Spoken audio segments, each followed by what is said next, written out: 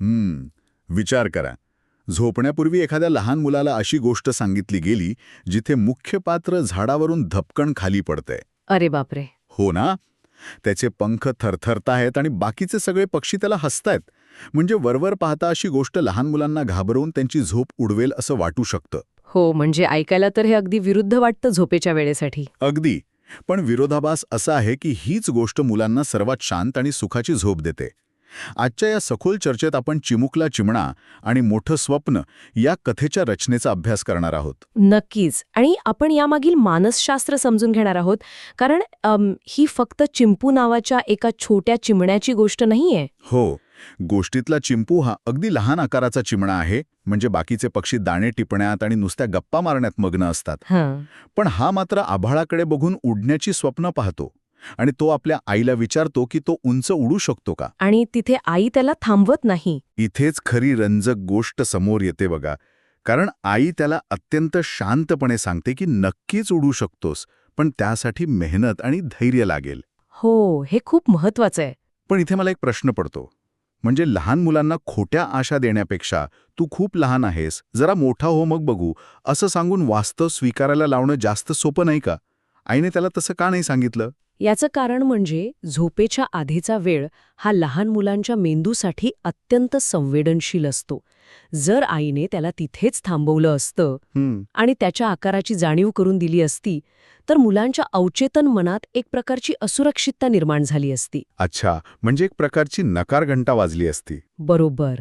आणि यामुळे कॉर्टिसॉल म्हणजे स्ट्रेस हॉर्मोन वाढण्याची शक्यता असते, जे झोपेसाठी अजिबात चांगलं नाही. बापरे, म्हणजे झोपण्यापूर्वी स्ट्रेस वाढणं हे तर आपण टाळायलाच हवं. अगदी. याउलट आईचा तो शांत आणि आश्वासक प्रतिसाद मुलांना एक भावनिक सुरक्षितता देतो. आकार लहान असला तरी जगात आपल्यासाठी एक सुरक्षित जागा आहे, हा विचार त्यांच्या मेंदूला रिलॅक्स करतो. भावनिक सुरक्षितता, हे पटतंय.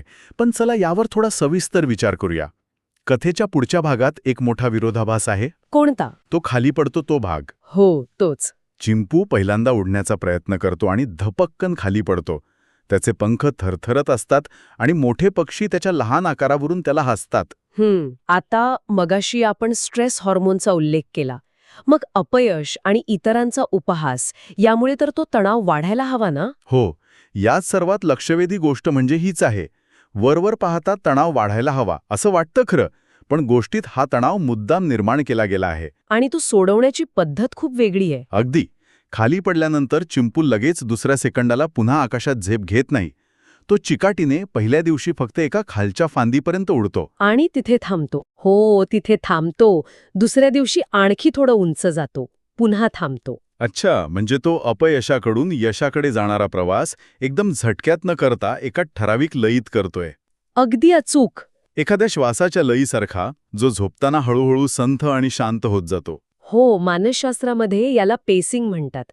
लहान मुलं जेव्हा हे ऐकतात, तेव्हा चिंपूच्या प्रयत्नांचा तो संथ वेग त्यांच्या स्वतःच्या श्वासाच्या लयीशी जोडला जातो. वा, ही अत्यंत संथ आणि सौम्य गती मुलांच्या कानांना खूप सुखद वाटत असेल.